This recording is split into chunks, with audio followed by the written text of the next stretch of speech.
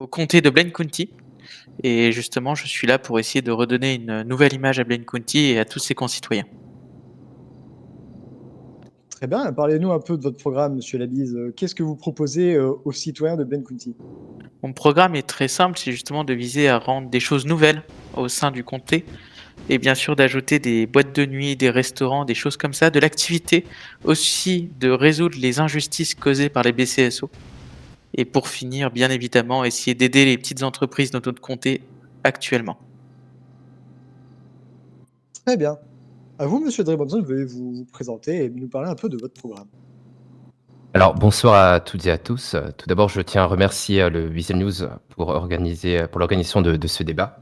Au-delà de cela, j'aimerais remercier l'ensemble des citoyens qui ont montré un certain engouement pour ce débat de Blaine County ainsi que ces élections. Merci à vous. N'oubliez pas que le droit de vote est très important dans ce pays et ne laissez pas le gouvernement de Blaine County entre de mauvaises mains. Je me présente, Dre Branson, actuel vice-gouverneur de Blaine County. J'ai effectué l'ensemble de ma carrière au sein du gouvernement de Blaine County dans la justice, en passant par toutes les étapes jusqu'à atteindre le rôle de responsable judiciaire du gouvernement de Blaine County. Au niveau de mon programme, pour aller droit au but, il va se fonder en plusieurs objectifs. Tout d'abord, je tiens à dire que dès le premier jour de mon mandat, je procéderai à la suppression des taxes d'exploitation. Je compte développer l'activité à Sandy Shores. Le gouvernement de Baie-Cadgine ainsi que celui d'Ellaride s'est focalisé sur Paleto Bay, Roxwood et un peu Sandy Shore. Il me semble que cette terre a besoin également d'être développée et d'y émettre de l'activité. Je compte également mettre en place un code civil pour Blaine County, car il faut savoir qu'à l'heure actuelle, il n'y a pas de code civil au niveau de Blaine County et je suis conscient des différentes plaintes des citoyens. Et pour réguler, il faut proposer des outils adéquats à la justice de Blaine County. Et puis je reviendrai sur le détail de mon programme plus tard, mais ce sont les grandes lignes. OK, très bien. Monsieur Labise, est-ce que vous voulez rajouter quelques petits points sur votre programme? Bah, du coup, je vais peut-être un peu plus détailler. Disons que j'ai cru qu'il fallait être court, je suis en navré. J'aimerais aussi ajouter un code du travail afin de protéger les employés des employeurs du comté de Blaine County, qui sera en collaboration avec le gouvernement de Los Santos, avec Monsieur Baker, afin que le code du travail soit l'identique, afin que les restrictions soient les mêmes. Par la suite, j'aimerais beaucoup aussi aider les entreprises comme Hydrocarbures et Potato Factory, excusez-moi, afin d'abaisser au maximum justement leurs taxes d'exploitation. Nous considérons que leur taxe est déjà suffisante pour notre comté. Nous souhaitons aussi ajouter... Non, là aussi, nous voulons travailler dans la main avec les autres gouvernements, comme le gouvernement de Cayo Perico et de Los Santos. D'accord, très bien. Bah, écoutez, c'est très intéressant. Du coup, messieurs les candidats, j'ai une petite question pour vous. Donc, suite à la lecture de votre programme, de ce que vous proposez, tout ça, nous avons pu, constater que vous êtes des personnes dédiées à aider les citoyens de Blaine County. Et du coup, j'aimerais savoir, vous, qu'est-ce que vous, voulez représenter comme valeur si vous parvenez à être élu? Monsieur Labise? Euh, Je, je voudrais représenter le peuple avant tout, histoire qu'ils aient la justice qu'ils méritent. Le gouverneur manquait de mérite. D'accord, très bien. Et vous, monsieur Branson, quelles sont les valeurs que vous voulez représenter si vous parvenez à être élu? Les différentes valeurs, je pense qu'il est nécessaire qu'il y ait de l'équité entre les citoyens, qu'ils ne se sentent pas lésés. Garder aussi nos valeurs traditionnelles à Blaine County, c'est-à-dire de respecter les uns les autres, montrer de la loyauté, de la courtoisie, et avançons tous ensemble vers une même direction. Gardons cette communauté qui est très très belle depuis le début à Blaine County. Gardons cet esprit d'équipe, cette écoute et cette grande famille que nous représentons. Si je peux me permettre, j'aimerais juste rebondir sur ce qu'a dit Monsieur Labise. Je constate qu'il a aimé mon programme étant donné que c'est la première fois qu'il parle des taxes d'exploitation en direct. Merci beaucoup, Monsieur Labise. J'aimerais rajouter que justement, je ne voulais pas tout dire dans mon programme, parce que sinon il aurait fait 500 pages. Il aurait été aussi long que je ne le pensais. J'ai essayé de le raccourcir un maximum. OK, très bien. Du coup, comme vous le savez tous, je pense, vous très chers téléspectateurs et vous, messieurs les candidats, actuellement la paix avec l'État de Québec a été, instaurée. Et du coup, qu'est-ce que vous souhaiteriez faire du coup avec Caio Perico? Est-ce que vous avez des projets du coup d'avenir avec, des projets pour améliorer les relations? Qu'est-ce que vous voulez faire, Monsieur Labise? À vous. J'aimerais beaucoup essayer de faire des événements à Cayo Perico. Je sais que je suis en contact avec Madame Cluse. Nous avons parlé récemment pendant 2 heures afin d'essayer de voir qu'est-ce que nous pourrons faire dans nos deux comtés. Et pareil pour Los Santos, j'aimerais beaucoup essayer d'améliorer notre visibilité entre ces différents États. D'accord, très bien. Monsieur Branson, qu'est-ce que vous avez comme idée? Alors, tout d'abord, il faut savoir que nous avons signé un traité de paix très récemment avec Caio Perico. L'objectif est de le respecter, tous les articles qui ont été cités dans ce traité de paix pour suivre, on va dire, cette diplomatie entre Caio Perico et le comté de Blancuti, mais également Los Santos. Donc, ça sera plutôt politique et on va pour le moment se réserver sur les différents accords que nous avons discuté avec Madame Cluse, excusez-moi. Et puis en termes d'événements, pour le moment, c'est pas ce qui est planifié. Le but, c'est d'apporter l'activité qu'on recevait de Caio Perico, c'est-à-dire des personnes qui puissent travailler à Caio Perico et également développer le comté de Blancuti. Je peux revenir sur quelque chose? Bien sûr, allez-y, Monsieur Monsieur Labise. Branson, vous réjouissez de la paix avec Cayo Perico, mais pourtant c'est votre gouvernement qui a déclaré cette guerre. Alors, je ne sais pas d'où vous avez eu ces informations, mais sachez que ce conflit déjà est secret défense. Donc, il faut savoir qu'un gouvernement, donc là, je vais m'adresser aux citoyens qui sont en train de suivre ce débat en direct à la télévision. Il faut savoir qu'un gouvernement, un État, ne peut pas déclarer la guerre à un autre pays. C'est une décision qui est faite par un président. Donc le chef des armées, à l'heure actuelle, ce n'est pas Dre Brunson, M. Baker, M. Shadow, Mme El Harid, avant c'était M. Joe Biden et M. Donald Trump. Donc ce que vient de dire M. Labise est hors propos, ou soit ne maîtrise pas tout ce qui est administration américaine. Mais j'aimerais peut-être un jour, on ne sait pas hein, si M. Labise me souhaite cela, être président des États-Unis d'Amérique, mais ce n'est pas dans mes projets. Est-ce que je peux rajouter aussi quelque chose? Bien sûr, allez-y. Au début des tensions avec Cayo Perico et Blancuti, avec Bruno, nous avons repris le Skyline et nous avons posé une question aux chers résidents de cette île. Et nous avons très vite compris que les débuts des tensions a été fait à cause du manque de respect de l'EBCSO envers ses citoyens.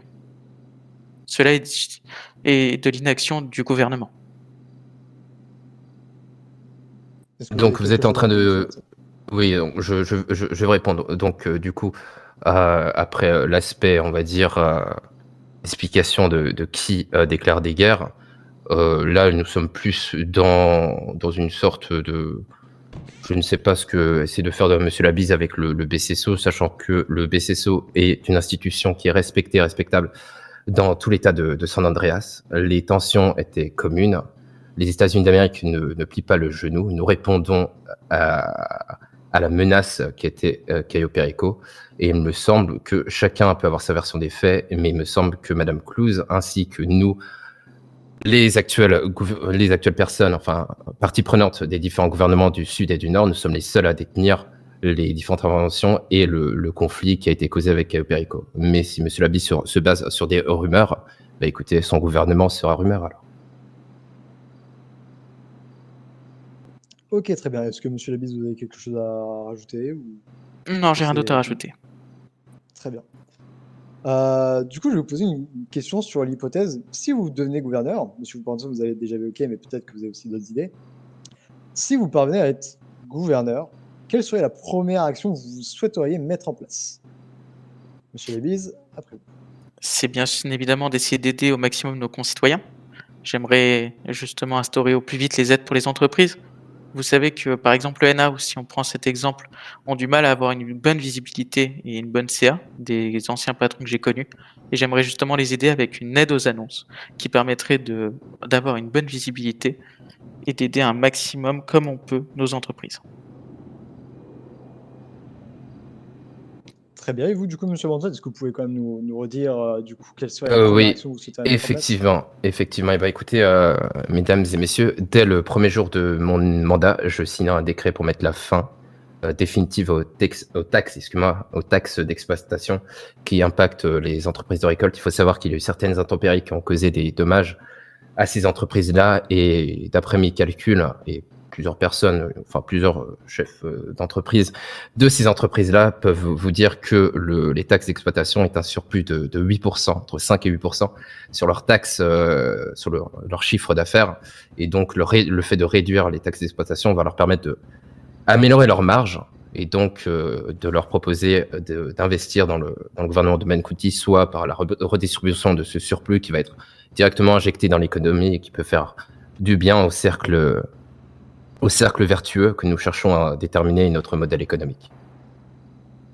C'est la Très bien, première chose que je vais faire. C'est très Dès le premier intéressant. jour. Écoutez, merci de nous avoir fait partager cette info. Aussi une autre question, parce que généralement, un gouverneur est accompagné de personnes qui vont le soutenir, qui vont l'aider et le conseiller dans ses choix, dans ses décisions. Est-ce que vous pouvez nous parler de vos équipes, des gens qui vont vous accompagner durant cette aventure si vous parvenez à devenir gouverneur? Vas-y, Donc, monsieur. vous pouvez voir derrière moi Marco de la Cruz, qui sera actuellement mon vice-gouverneur si je passe gouverneur. Je serai aussi accompagné de Oswald Spencer, qui sera mon chef de cabinet, et suivi de Aldran Seno, qui sera mon secrétaire de direction.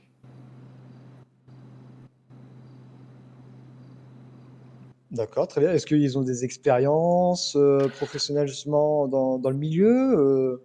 Est-ce que vous pouvez nous développer un petit peu plus sur ces personnes?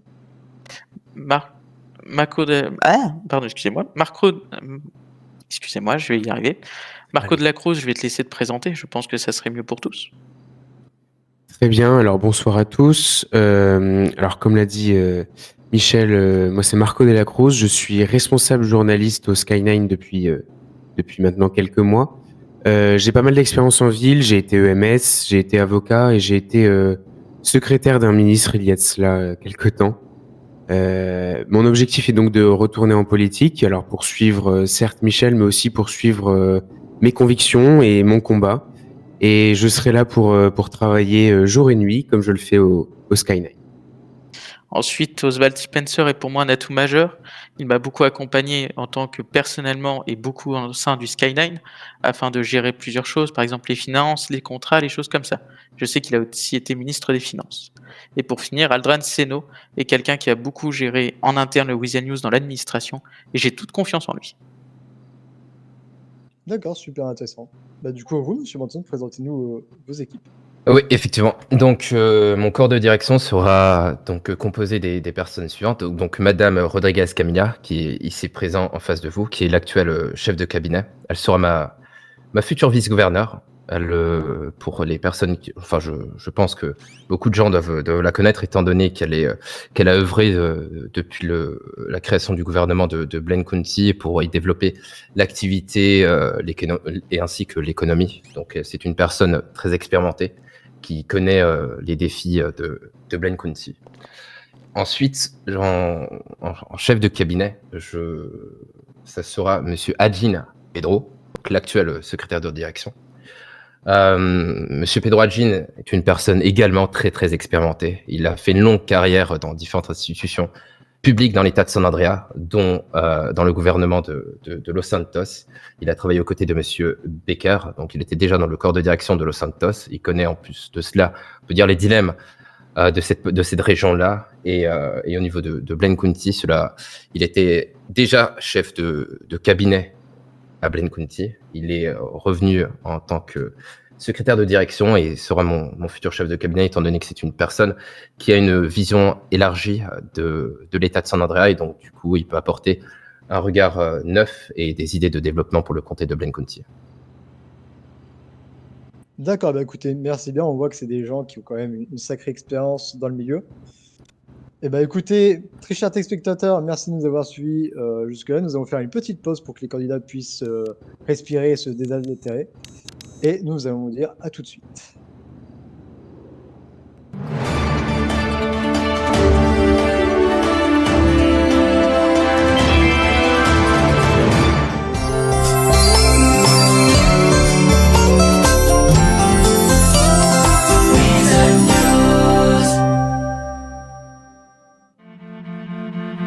Tant qu'il y aura trop d'alcool dans le sang d'un conducteur, il y aura du sang sur les routes. Tant qu'un conducteur ratera un virage parce qu'il n'a pas voulu rater un appel, on appellera une ambulance. Tant qu'un véhicule de 3 tonnes ignorera un scooter de 100 kilos, il y aura des tonnes de dégâts. Tant qu'on tournera sans faire attention à l'angle mort, il y aura des morts dans l'angle mort. Tant que la vitesse inscrite sur les compteurs dépassera celle inscrite sur les panneaux, les accidents ne ralentiront pas. Tant qu'on continuera à penser que ce sont les autres qui conduisent mal, sans penser que les autres, c'est nous tous. Tant qu'on ne comprendra pas que le code de la route n'est pas là pour nous faire perdre des points de permis, mais pour nous faire gagner des années de vie. Tant qu'il y aura des morts, il nous faudra agir pour une route plus sûre.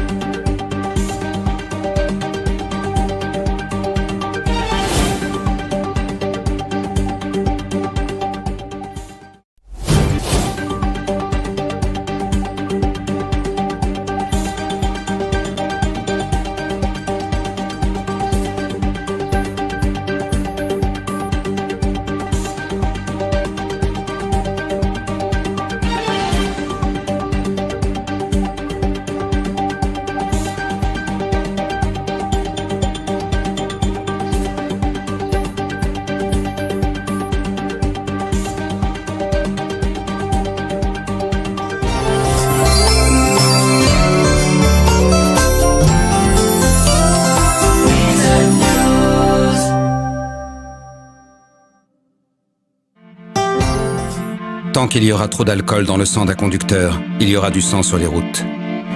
Tant qu'un conducteur ratera un virage parce qu'il n'a pas voulu rater un appel, on appellera une ambulance. Tant qu'un véhicule de 3 tonnes ignorera un scooter de 100 kilos, il y aura des tonnes de dégâts. Tant qu'on tournera sans faire attention à l'angle mort, il y aura des morts dans l'angle mort.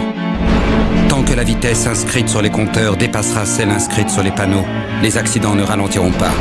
Tant qu'on continuera à penser que ce sont les autres qui conduisent mal, sans penser que les autres, c'est nous tous. Tant qu'on ne comprendra pas que le code de la route n'est pas là pour nous faire perdre des points de permis, mais pour nous faire gagner des années de vie. Tant qu'il y aura des morts, il nous faudra agir pour une route plus sûre.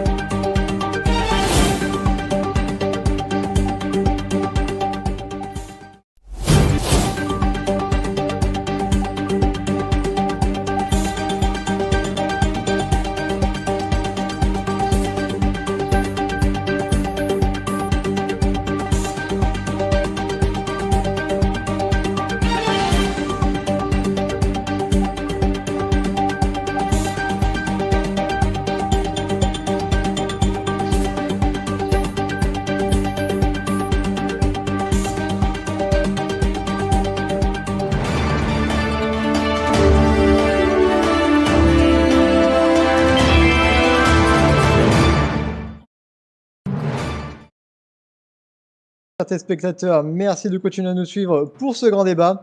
Nous allons attaquer la deuxième partie de ce débat, les questions plus en détail sur le programme des candidats. Monsieur Labise, j'ai quelques questions sur votre programme après avoir m'être interrogé sur celui-ci. Je vous écoute. Ce programme, quand je l'ai lu, j'ai ressenti qu'il y avait vraiment une base vraiment sur la citoyenneté, les événements, vraiment un peu tout ce qui touchait au monde du sociétal. Tout Et à du fait. coup, il y a aussi quelques petits points qui m'ont interrogé. Vous souhaitez dynamiser et aider les entreprises sur le territoire de Blaine County via des campagnes publicitaires, comme vous êtes actuellement le directeur du Skyline. Et comment vous voulez mettre en place et financer cette idée, sachant qu'il faudra bien trouver l'argent du coup quelque part? Bah, tout simplement, on a beaucoup réfléchi avec mon équipe afin de trouver des fonds et on s'est dit que le plus simple était justement de réduire les salaires du corps de direction. C'est-à-dire que moi, Marco, Oswald et Aldran se sont mis d'accord pour recevoir beaucoup moins que le salaire de base.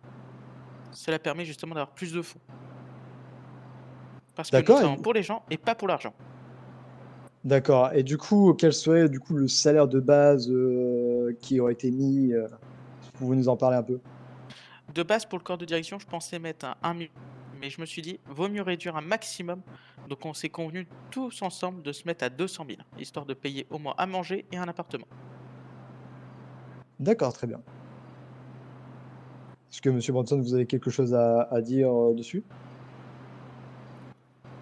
Pour le financement de la réduction des primes au niveau du gouvernement, Oui, sur tout ce que vient de dire, alors, donc sur. il faut juste savoir un point très important pour les personnes qui connaissent le gouvernement de Blaine County et qui ne le découvrent pas depuis hier. Le gouvernement de Blaine County est l'une des institutions publiques qui propose des primes pas élevées. Donc, on travaille pour le gouvernement de Blaine County par passion et non pour l'argent. Donc, je ne vois pas où M. Labis va en venir. Il faut savoir que lorsque j'étais juge pendant une longue période, je faisais ça pour la passion que j'avais pour Blaine County, l'équité que je voulais représenter ainsi que l'impartialité. L'argent n'est pas un sujet et je pense que pour financer sa future, on va dire, politique, il faudrait penser plus large que de parler de réduction de salaire, réduire les taxes. Moi, j'ai déjà pensé par rapport à la réduction des taxes. Je sais comment cela va être financé, mais j'en parlerai un peu plus tard. Après, si le corps de direction sera payé 200 000 $, c'est que bien leur fasse. Il faut savoir que, également, je tiens à ajouter, que le corps de direction de Blaine County, lorsque nous avons démarré, beaucoup de personnes ont fait des sacrifices en termes de salaire pour financer les politiques que nous avons mis en place. Et c'était pas 200 000 $, c'était 0 $. Ok, très bien, très intéressant. Bah écoutez, merci Monsieur Branson pour ces petits détails. Du coup, Monsieur Labide aussi, j'ai Oui. aussi d'autres points, bien évidemment. Je n'en Je ai vous pas écoute. fini avec vous. Dans votre programme, vous abordez du coup le thème de l'écologie, qui est un thème justement vraiment essentiel de nos jours, Bien au sûr. vu des situations dans le monde. Vous souhaitez mettre donc des transports plus verts qui vont permettre de diminuer cette pollution avec des lignes de bus. Cette idée vient-elle de vous ou alors de l'initiative déjà prise par le gouvernement qui travaille déjà en partenariat avec le Downtown Cab? Justement, Madame Reed m'avait beaucoup parlé de ce projet-là, et ce qui m'a beaucoup interpellé, c'est que j'ai trouvé cette idée magnifiquement très bonne, dans l'idée où ça permet l'écologie et le transport des citoyens qui ne peuvent pas être véhiculés. Donc justement, j'aimerais poursuivre dans cette voie-là, ajouter plusieurs stations, essayer de rendre un maximum le bus disponible pour tous, et essayer de voir pour mettre un prix abordable pour tous. D'accord, très bien. Ok. Donc cette idée vient donc de vous, même si vous avez entendu. Non, pas de moi, Les de gars, Madame radio, Reed, que j'aimerais juste D'accord. poursuivre. on vient D'accord. de Donc voir vous voulez passer qu'il y a poursuivre quelqu'un cette qui initiative va que vous trouvez qui est se bien. faire juger, frérot. Comment? Excusez-moi, est-ce que vous pouvez répéter? Donc je disais, vous Mais trouvez vraiment que déconnecte-toi de la cette radio, alors, initiative qui a été total. bien est bien. Tout à fait. Ok, très bien. Aussi sur un autre point aussi, donc un peu sur la justice, vous souhaitez travailler sur un code du travail, c'est ce que Oui, vous énoncez dans votre programme, et vous indiquez vouloir travailler en collaboration avec le gouvernement sud pour garantir justement des droits équitables à tous. tout à fait. Mais les attentes et les besoins du nord et du sud sont totalement différents. Donc, est-ce que vous allez être capable de réussir à mettre en place cela tout en respectant les attentes des citoyens et des entreprises? Justement, on essaiera de voir avec Monsieur Baker J'ai d'ailleurs rendez-vous très prochainement avec lui dans les prochains jours pour essayer de voir justement un code du travail qui serait équitable pour nos 2 comtés. Histoire que ça n'handicape pas l'un et pas l'autre. D'accord, très bien. Et Monsieur Branson, parce que je pense que vu votre carrière, vous connaissez bien ce sujet, qu'en pensez-vous? Alors, je vais rebondir sur 2 points. Donc, le 1er point, c'est pour le transport. Donc, bingo pour monsieur Labise, tout est finalisé, tout a été fait, donc il n'y aura rien à faire. Les abris de bus, et cetera, ainsi que les lignes de bus sont déjà dessinées, tout a été fait. Le projet a été porté magnifiquement par madame Elaride avec notre soutien. Donc là-dessus, il n'y aura rien à faire, sauf à patienter que, les différents constructeurs, les entreprises qui vont procéder aux constructions le fassent. Donc là-dessus, monsieur Labise va pouvoir se reposer. Sur les prix, sachez une chose, c'est que depuis le début du projet, il faut savoir que les transports en commun sont financés par le gouvernement de Blaine County ainsi que de Los Santos. Donc la discussion au niveau des prix, c'est la gratuité. Si on veut promouvoir, si on veut proposer aux gens de ne plus saisir leur véhicule ou de ne plus conduire avec une voiture, il faut leur donner envie. C'est pour cela que nous avons décidé d'appliquer des tarifs de 0$ le ticket. Donc ça sera financé par les subventions Nord et Sud. Donc là-dessus aussi, mesdames et messieurs, ne vous inquiétez pas, les transports en commun seront gratuits. Au niveau, il me semble que le 2e point de monsieur Labise, si je me rappelle bien, c'est le code du travail. Bon, c'est un sujet très intéressant dont nous avons abordé en début de mandat. Nous avons discuté avec des entreprises Sud et Nord. Il faut savoir qu'en 2025, ce qu'attendent chaque entrepreneur, ce n'est pas la lourdeur administrative, mais l'inverse.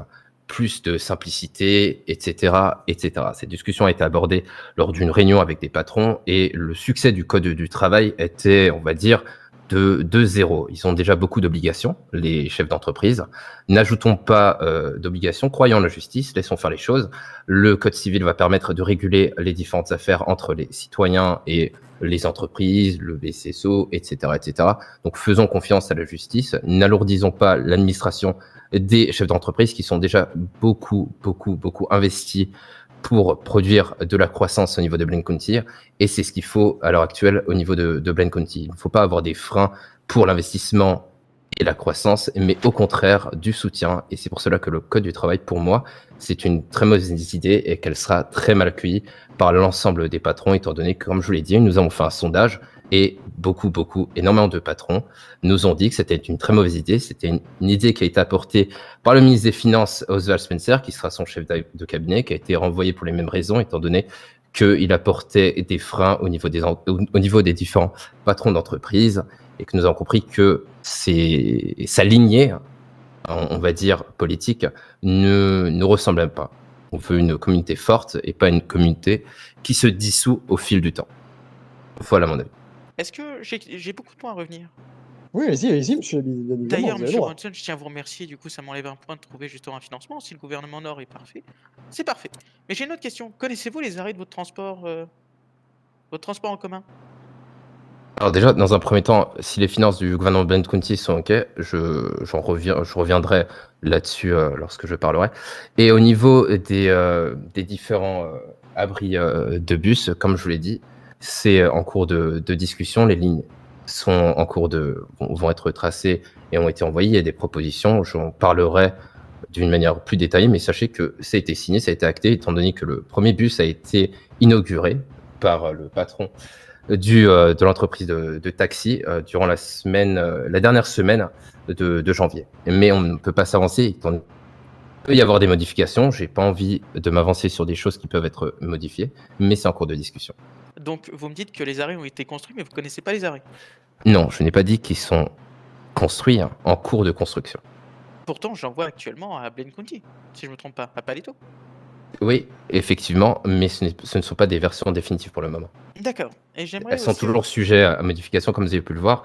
Il y a eu un développement au niveau de Roxwood et de Sandy Shore, et donc du coup, je pense que la ligne de bus va devoir être retravaillée. Chose que je pense que vous avez pu constater. Tout à fait. Et j'ai aussi une autre question. Vous parlez que ajouter un code du travail serait très compliqué au niveau de la justice. Je n'ai jamais dit ça, j'ai dit que c'était une lourdeur administrative dont tous les patrons d'entreprises du Sud et du Nord, enfin, on va dire une grande majorité, sont contre. Vous pouvez aller visiter l'ensemble des patrons d'entreprise, il y a déjà une certaine lourdeur administrative. Ce qu'ils souhaitent, c'est de l'allègement. Et le code civil dont vous parlez, il a été justement parlé au début du mandat de Madame Reed. Où en est-il actuellement? Le code civil, il n'y a jamais eu de propos de code civil. Il me semblait l'avoir vu.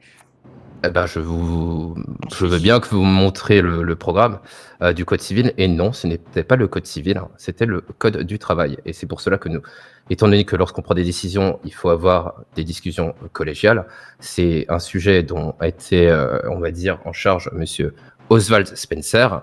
Nous avons discuté avec les patrons d'entreprise et nous avons vu que ce n'était pas un franc succès. Donc, au lieu de fermer les yeux et de faire les sourds muets, nous avons décidé de ne pas prolonger ce projet du code du travail, mais le code civil, je vous confirme à 1000%, étant donné que je connais le programme de Madame Hillary Parker, ça n'a jamais été discussion. Et C'est j'ai une une nouveauté. question. Vous dites que Je c'est vous en monsieur prie. Oswald Spencer qui était chargé du code civil? Du code du travail, j'ai l'impression que vous avez du mal ce Du soir. code du travail? Ouf, excusez-moi, c'est vrai que j'ai un peu de mal. Mais normalement, ce serait pas le ministère de la Justice qui devrait s'en charger? Pour quelle raison? Bah, tout simplement parce que ça touche du côté juridique et non financier. D'accord, donc la personne qui est enclin à faire des contrôles fiscaux, etc., ne peut pas projeter ou faire des projets sur le code du travail. Ça a été le code du travail, il faut savoir que, bon, si vous voulez aller dans les détails, préciser les choses, donc le projet du code du travail était en étroite collaboration entre Oswald Spencer et la ministre de la Justice. Et de la Justice. Une étroite collaboration. D'accord. Est-ce que vous avez des choses à rajouter, messieurs? C'est de bon pour moi. Très bien, bah écoutez, c'était fort intéressant, tout ce que vous avez dit.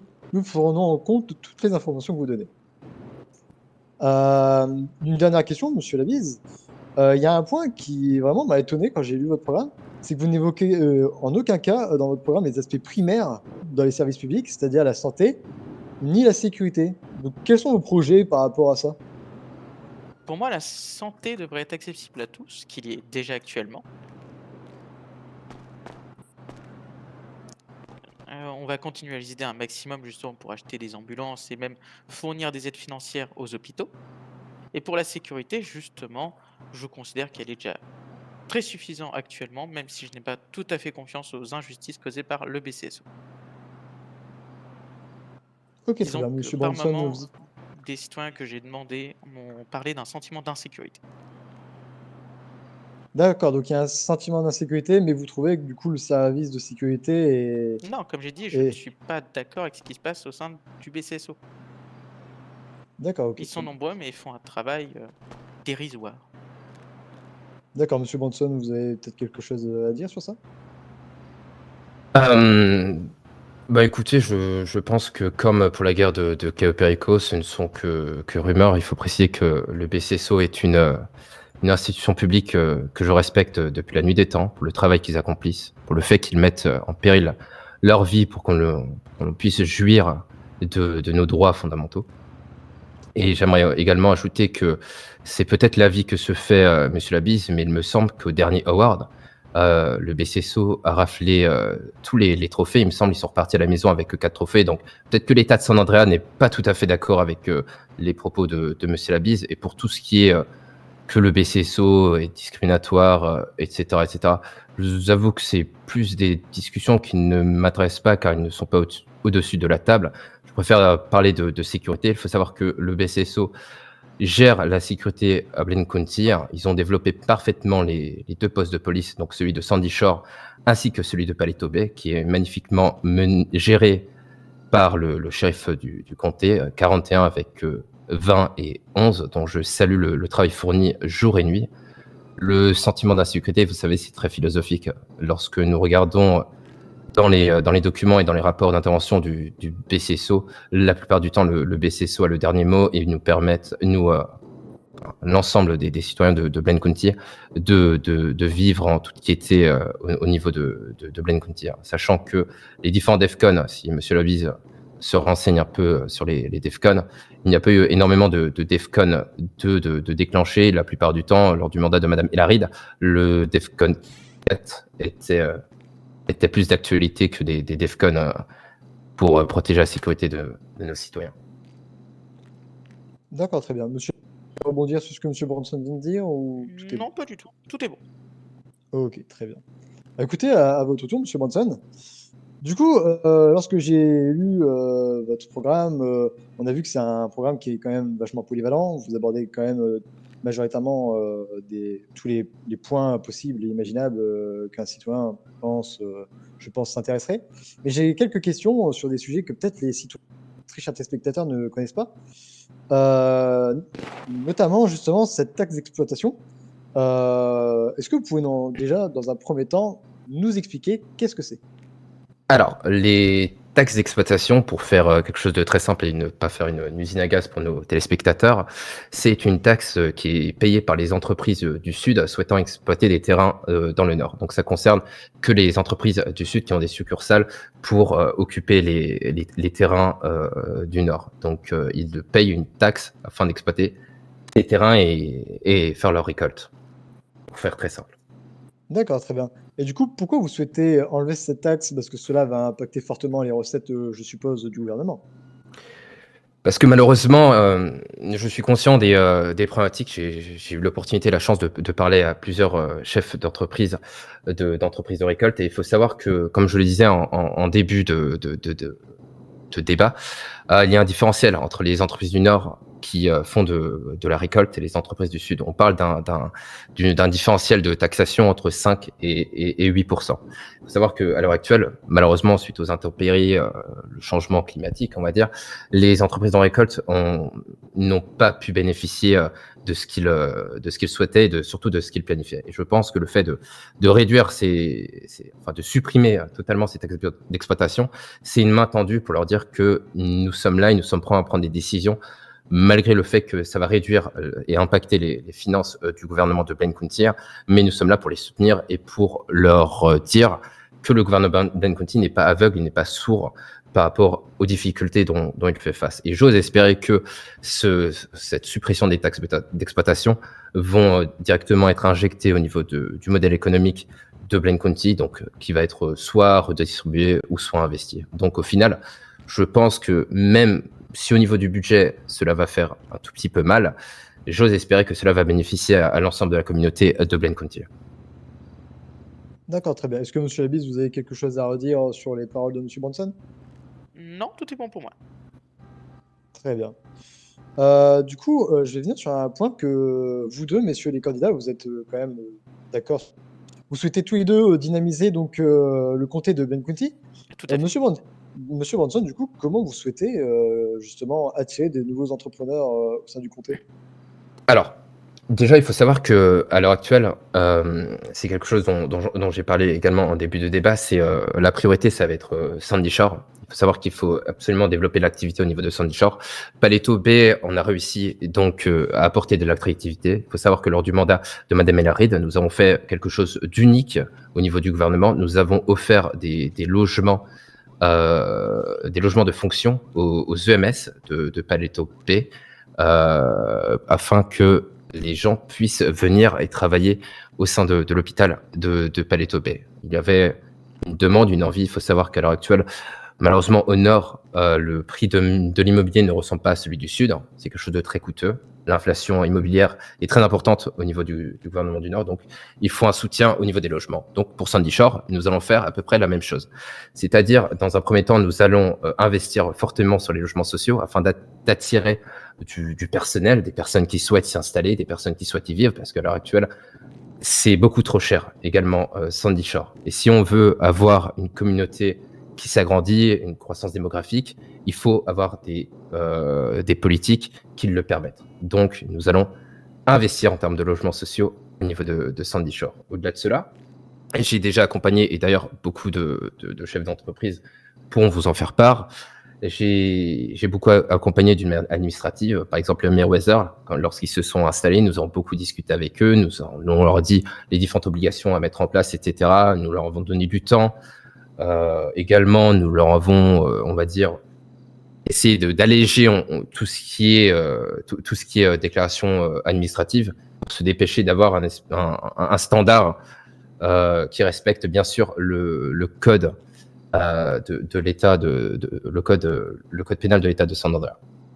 Et donc, je pense que l'accompagnement des futurs entrepreneurs ainsi qu'apporter, on va dire, une population au niveau de Sandy Shore va permettre de relancer l'économie de Sandy Shore. Enfin, relance.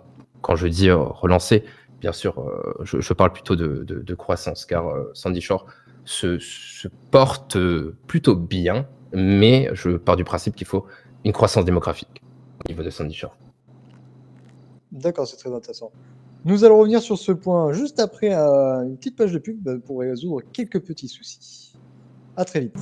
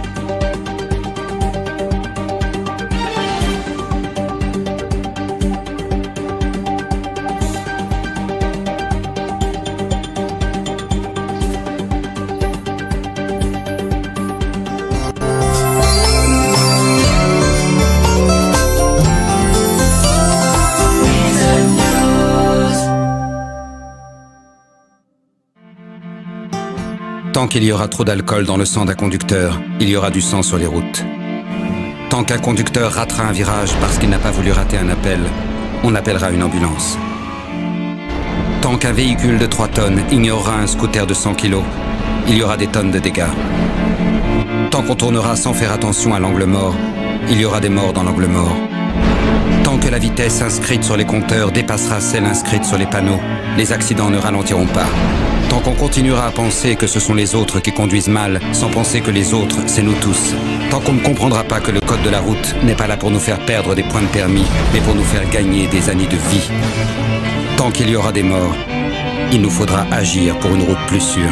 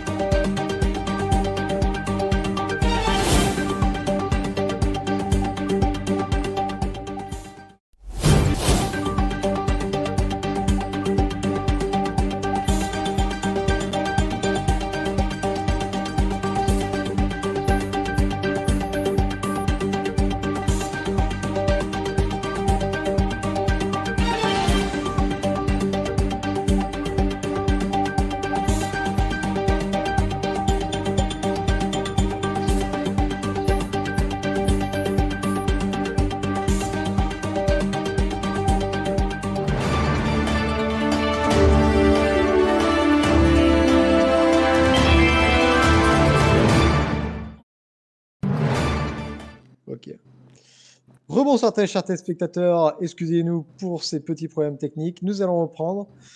Du coup, nous nous étions arrêtés au niveau donc, du dynamisme pour justement attirer les entrepreneurs au sein du comté de Benkouti. Et monsieur Labise voulait rebondir dessus. Son, j'ai une question. Vous parlez beaucoup de dynamiser Sandy Shore, mais considérez-vous que Roxwood est assez dynamisé actuellement? Pas forcément. Non, pas forcément. Je ne trouve pas que Roxwood est forcément dynamisé, mais nous sommes actuellement en train de travailler avec le Dynasty 8 pour le dynamiser, et c'est aussi dans les projets. Mais Sandy Shore, comme vous avez pu le constater, il y a déjà un poste de police qui est en place, il y a déjà des entreprises, et on va dire que le fait de faire croître la démographie dans cette région-là ne peut que être bénéfique pour les entreprises qui y sont déjà installées depuis belle lurette. Et j'ai une autre question à Sandy Shore. Vous avez parlé beaucoup d'habitation. Vous pensez que ça va dynamiser Sandy Shore? Alors, donc depuis la nuit des temps, là je parle de théorème et de théorie d'économie. Si vous voulez de la croissance, il faut de la consommation. Qui veut de la consommation doit avoir des acteurs économiques. Les acteurs économiques sont qui? Sont les citoyens américains. Là, je fais juste référence à M. Schumpeter, Adam Smith ou Keynes. Et ça ne vient pas de Brunson. Donc, je permets de citer les auteurs.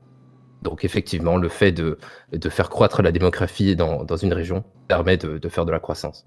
Et cela depuis la nuit des temps. Sinon, qui consomme? Mais du coup, vous parlez qu'il faut du coup beaucoup de monde pour consommer. Mais consommer où, pour être précis? À Sandy Shore, où est-ce que vous pouvez consommer? À Sandy Shore, vous avez à côté, déjà dans un premier temps, le Yellow Jack, Tout à donc fait. qui est ouvert le soir, etc.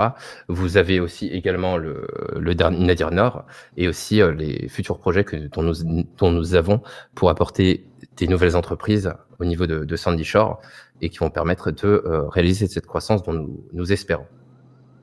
Mais est-ce que vous allez instaurer, par exemple, des événements, des choses où les citoyens pourront interagir avec le gouvernement ou même autres? Des événements comme ce que nous faisons depuis que Blaine County existe. C'est-à-dire, par exemple, tous les événements que nous avons fait avec le Yellow Jack, les événements dont nous avons fait pas loin du Nadir Nord. Ceci est déjà fait depuis la nuit du temps. Et je tiens juste aussi à rectifier quelque chose, c'est que lorsque nous faisons des événements au niveau du gouvernement de Blaine County, nous n'imposons jamais le gouvernement de Blaine County. Ce sont des discussions avec les entreprises, et je vois ça comme des partenariats. Donc les entreprises de Blaine County peuvent faire des événements librement, etc. Ils ne sont pas obligés de faire appel au gouvernement de Blaine County, mais nous n'imposons jamais le gouvernement de Blaine County.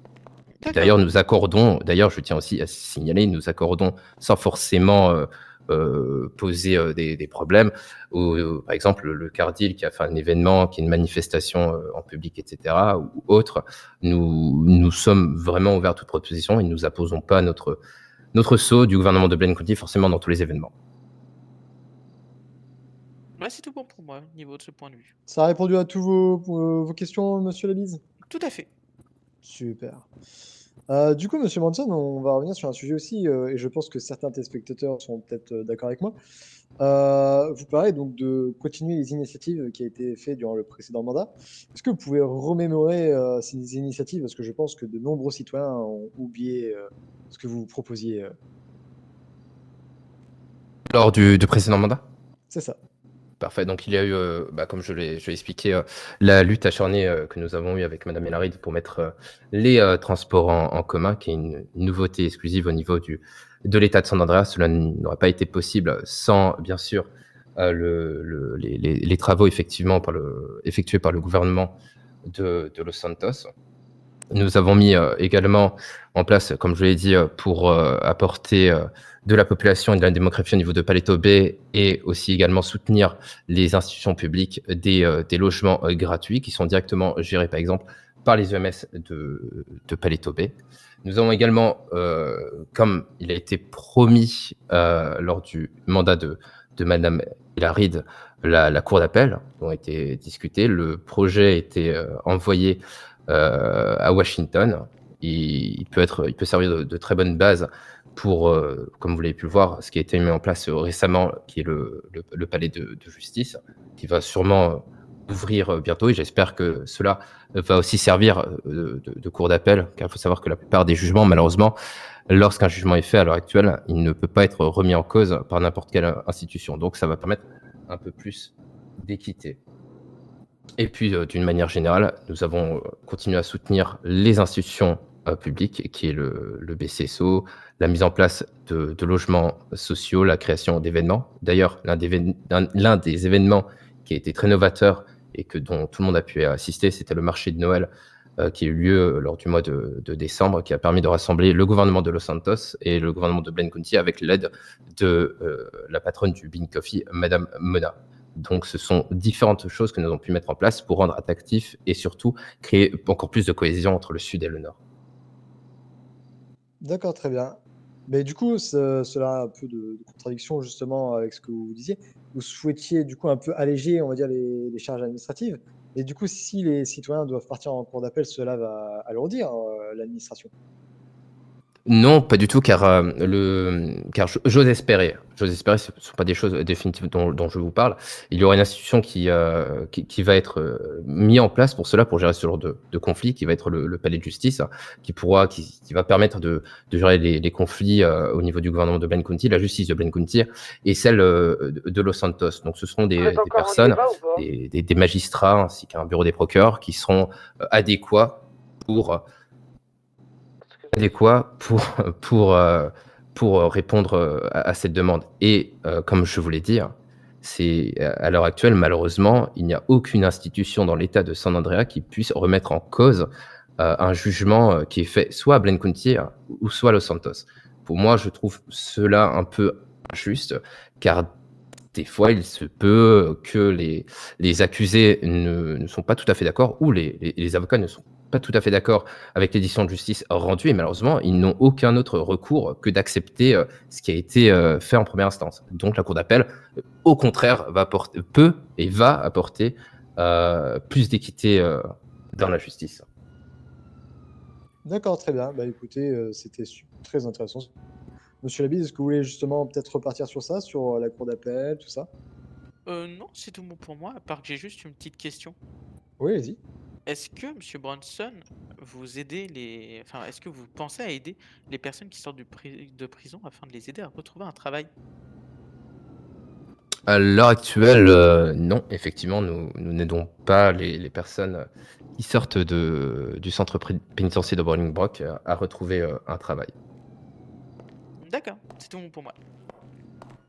D'accord, bah du coup, par rapport à ça, peut-être que vous avez des choses à dire. Est-ce que vous avez Bien sûr. peut-être justement des idées ou des choses à proposer pour justement réinsérer ces personnes? Justement, j'ai une idée de projet qui est en tête, mais qui est pour l'instant très au fond de ma tête. C'est en gros, j'aimerais beaucoup proposer lors du tribunal une peine qui serait du travail avec sursis. C'est-à-dire que que des entreprises partenaires peuvent voir le gouvernement afin de s'inscrire à ce programme et ça permettrait aux personnes qui seraient mises en détention de pouvoir travailler le temps de leur peine avec le patron qui serait leur juge, entre guillemets, et qui nous ferait des recommandés tous les jours si la personne a bien travaillé, si elle peut rester le temps encore de son travail sur site. Si ce n'est pas le cas, elle repartira en prison. Et si c'est le cas, elle sera payée à moindre prix pour justement rembourser ses amendes. Et si elle a bien travaillé durant tout le temps de sa peine, elle pourrait rester travailler à l'entreprise partenaire.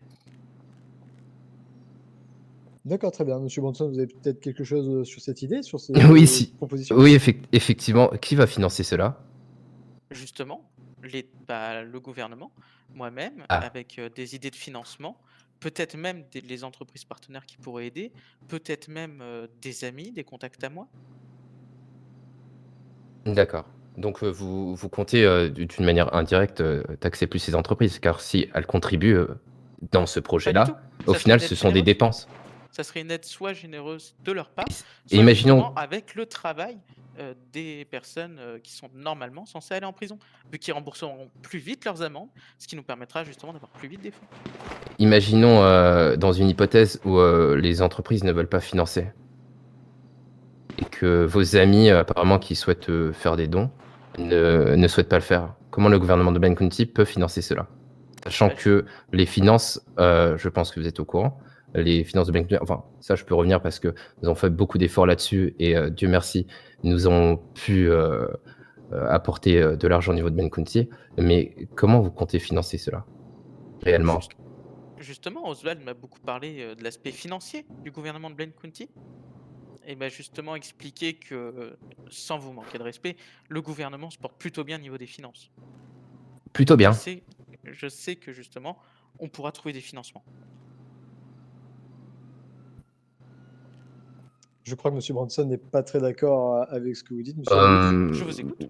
Non, parce que, bon, Oswald Spencer, ministre de la Finance pendant 2 semaines, qui a souhaité, enfin, avant de quitter ou son projet de quitter, détruire les finances du gouvernement de Blaine County. Je trouve ça un peu culotté venant de cette personne-là de parler des finances de Blaine County. Mais bon, après, ça c'est mon propos. Au niveau également, les seules personnes qui sont au courant des finances de Blaine County, ce sont les institutions publiques. On a eu des discussions, on a eu des périodes très très tendues parce que il fallait financer, il fallait trouver des idées, etc. Il y a pas mal de choses qui ont été faites pour redresser, on va dire, les finances du gouvernement de Blaine County. On se porte très très bien. Maintenant, l'objectif, comme je l'ai dit, c'est d'investir. Après, je peux être conscient que Monsieur Labise souhaite aider les personnes qui vont en détention, etc. C'est très généreux de sa part. Il faut savoir que même le remboursement des amendes, ça fait plus de... J'ai une expérience de quasiment 1 an, disons, au sein de la justice. Il faut savoir que par semaine, le montant total d'amende des différentes personnes, si on est dans une moyenne généreuse, on est plutôt entre 10 et 20 millions de dollars. Donc bon, ça veut dire que nous nous situons à peu près à 80 millions de dollars dans le mois. Donc voilà, c'est infinançable. Je pense que en fait, je ne vois pas où Monsieur Labis veut en venir, parce que vous poser c'est une question infinançable. Pourquoi on cherche des finances? Vous avez dit que vous voulez rembourser les amendes, aider les Ah non, personnes on à rembourse pas travailler. les amendes. On aide justement les personnes à travailler dans nos entreprises partenaires, qui eux, nos entreprises partenaires, les paieraient à moindre coût comparé à un vrai salarié qui n'est pas en détention. Justement, c'est ça qui va leur permettre de payer leurs amendes. C'est pas nous, le gouvernement, qui allons aider. D'accord. À moindre coût, c'est-à-dire à 50%. C'est ça, ou ça va dépendre de l'entreprise partenaire, c'est elle qui choisira. Parfait. Ah ouais, on est en Afrique. Effectivement, C'est très étrange, hein, sont... le code du travail qui est proposé. Hein. C'est très étrange d'être contraire à un modèle dont on présente. Bon, bah, le code du travail, déjà, c'est super. Il est déjà inégalitaire dès le départ. Cela dépend, en fait, messieurs, dames. Si vous êtes prisonnier ou pas, si vous êtes prisonnier, bah, vous avez une petite réduction de 50%. Si vous ne l'êtes pas, bah, écoutez, vous bénéficiez du 100%. Incroyable.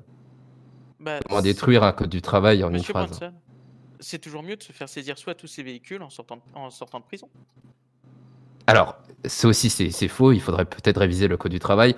Le code pénal, excusez-moi. Maintenant, je m'y mets avec votre code du travail. Donc, ceci est faux. Les personnes qui vont en prison, etc., ont un délai de 48 heures pour régler leurs amendes. Donc, Justement, et en s'ils 48 ne heures, les règlent pas, effectivement, on peut procéder aux saisies. Il faut savoir que le niveau de saisie des personnes qui sortent de prison est très bas par rapport à ce qu'on peut faire. Malheureusement, c'est pour ça qu'on a mis en place, au niveau du ministère de la Justice, on va dire un processus pour tout ce qui est saisi. Mais dire que une personne qui sort de prison est forcément saisie, ceci est complètement faux et dérisoire. On va dire que les amendes impayées du BCSO représentent, on va dire, il y a entre 15 et 30% de personnes qui payent leurs amendes du BCSO très rapidement. Sinon, tout le reste, c'est perdu dans la nature. Donc, je vois pas où vous voulez en venir par rapport aux saisies, étant donné qu'elles sont très très rares. Donc, question, vous me dites du coup que c'est 48 heures après la sortie de prison, s'ils n'ont pas payé les amendes. C'est 48 heures après la décision de justice, mais s'ils vont en prison, malheureusement, vous pouvez comprendre qu'ils ne peuvent pas travailler. Bien sûr, mais justement, s'ils vont en prison, du coup, c'est 48 heures après. J'imagine que ça commence Effectivement. à ce moment. Donc, vous pensez qu'en 48 heures, ils vont réussir à trouver un travail et enfin avoir un salaire? J'ose espérer que oui, hein. Bien sûr, si on est motivé et déterminé. Moi, je crois en... Vous savez, la différence entre vous et moi, c'est que moi, je crois à la détermination des citoyens, et je pense que, par exemple, pour régler des impayés, ils peuvent bien trouver une intérim, etc., et travailler. Hein. Il ne faut pas voir les Américains comme des flemmards, monsieur Labise, mais plutôt comme des personnes qui veulent travailler et qui savent répondre de leurs dettes. Ce sont des adultes responsables, et donc, du coup, ils arriveront à trouver un travail très rapidement. Par exemple, vous pouvez aller au champ de fraises, il me semble, et faire des belles tartes aux fraises. Et puis, vous pouvez, on va dire, en 4 heures, rembourser largement toutes vos amendes.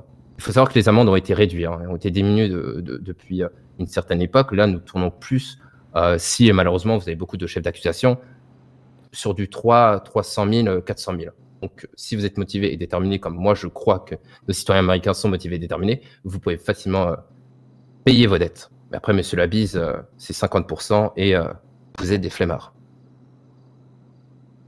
50 plus 100. Ah, pardon, j'ai pas compris cette phrase. Oui, là, 50% je de faisais décision. une référence aux 50% de solde que vous proposez aux prisonniers. Ah, d'accord. D'accord, ok, je vois. Moi, c'est juste pour qu'ils puissent travailler durant leur temps. Mais aussi, du coup, je me demandais, est-ce que vous avez des chiffres des personnes qui ont été saisies de leur véhicule après une sortie de prison? Vous êtes journaliste, non? Dites-nous Tout les à fait. chiffres. Mais justement, je n'enquête pas sur tout. Il faut Ah que bah, j'enquête sur tout, mais malheureusement, je ne c'est peux pas dommage. me dédoubler. C'est dommage, ça fait partie de votre programme et vous n'avez pas enquêté. Et Vous vous, n'êtes pas intéressé. justement, vous travaillez au Ah, gouvernement, vous pouvez pas nous dire les chiffres. les chiffres de. Moi, je peux Mais vous dire tous les justement, chiffres. des, Des bah, saisies, hein. des saisies récemment, de ce mois-ci. Exactement. Donc, les dernières saisies, on était à peu près sur 25 saisies, qui représentent littéralement, lorsque j'ai mis en place le processus de saisie, c'était en octobre 2024, fin octobre 2024, et la vente aux saisies s'est faite lors de la 3e semaine de janvier. Donc, en l'occurrence, 25 véhicules, qui représentent aussi, hein, en termes de valeur de. Alors, si je me souviens très bien, nous étions aux alentours de 1,2 million de dollars. D'accord. Vous avez vu, c'est incroyable les saisies. Oh, j'avoue que c'est pas terrible, justement, pour après rentrer dans la vie active pour nos citoyens. Si on peut les éviter un maximum, c'est préférable. 1,2 million de dollars sur une période de 3 mois, vous trouvez ça énorme?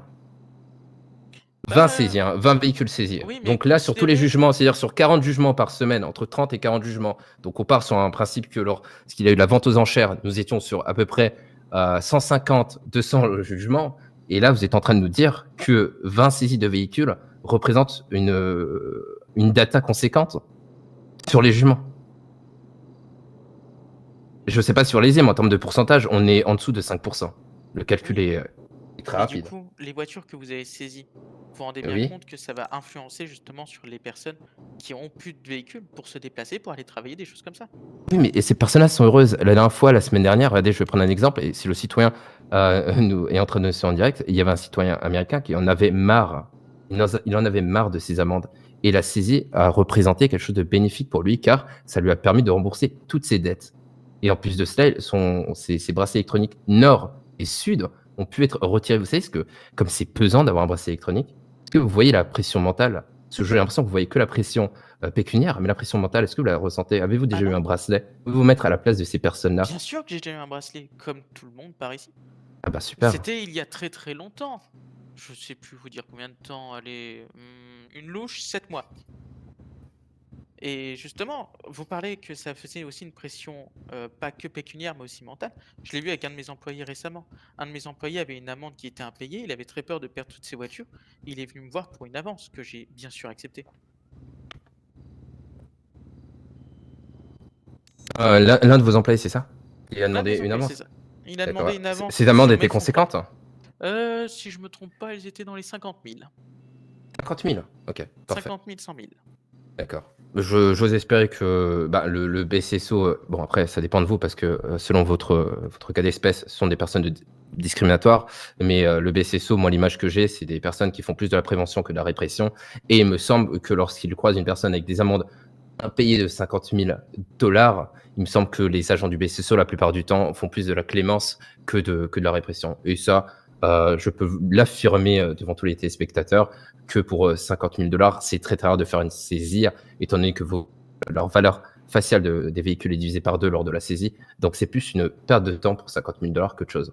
Donc, après, bon, je peux comprendre le stress qu'a eu votre collègue, mais qu'il fasse confiance aux agents du BCSO qui sont plus là pour faire de la prévention et non de la répression.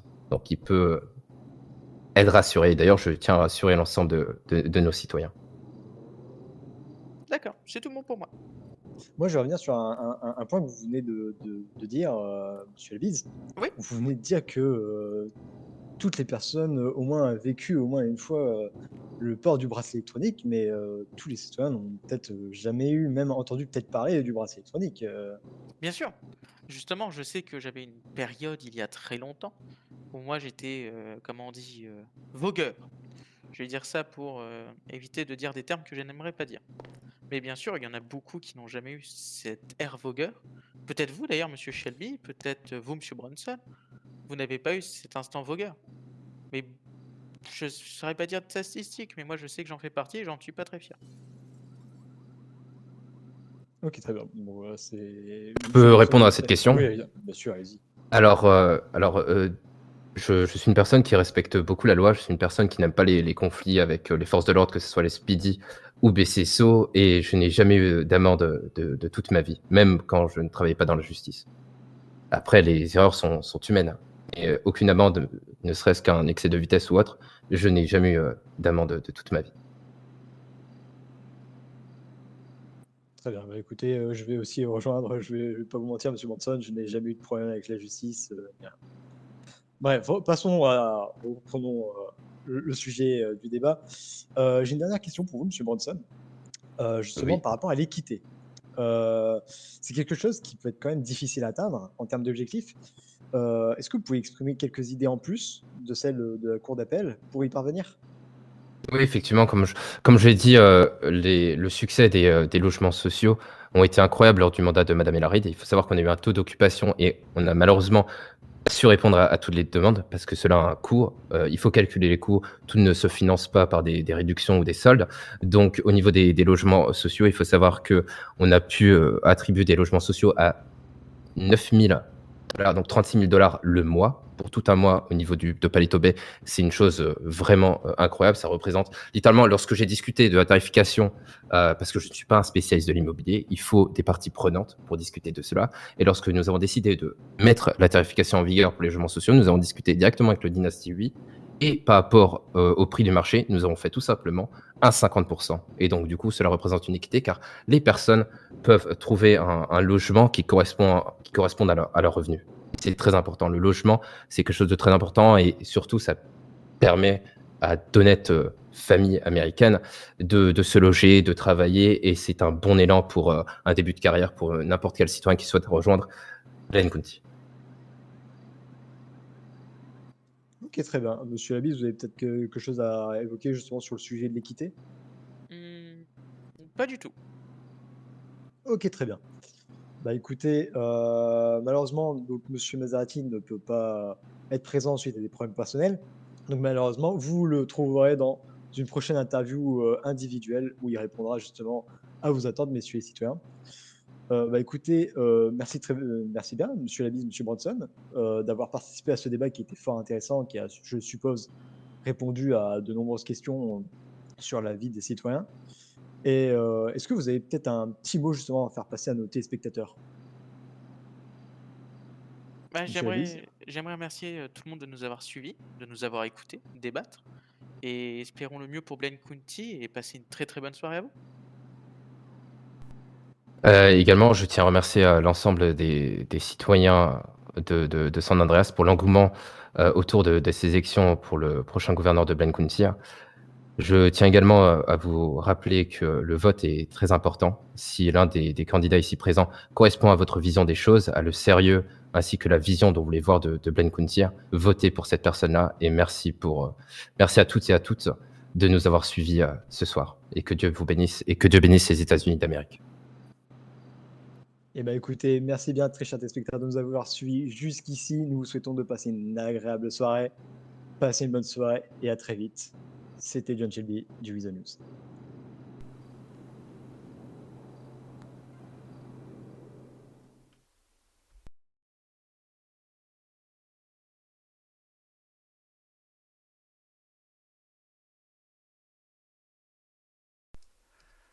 Merci du coup à Monsieur John Shelby. Bonsoir à toutes. Je viens de récupérer le micro. J'espère qu'on m'entend bien dans le direct. Pour rappel, messieurs, dames, pour ceux qui veulent voter, vous avez, je crois, si je dis pas de bêtises, 2 jours. Donc à peu près comme ça pour voter. Pour rappel, vous pourrez retrouver sur l'intranet du gouvernement Nord tout ce qu'ils ont dit, donc Monsieur Labise et Monsieur Bronson, et aussi Monsieur Maserati, que vous pourrez retrouver dans quelques jours, soit en direct ou soit en vidéo, pour son débat aussi de côté individuel. Et vous pourrez aussi retrouver la rediffusion du direct sur notre intranet du Wiza News. Merci à tous en vous souhaitant une bonne soirée.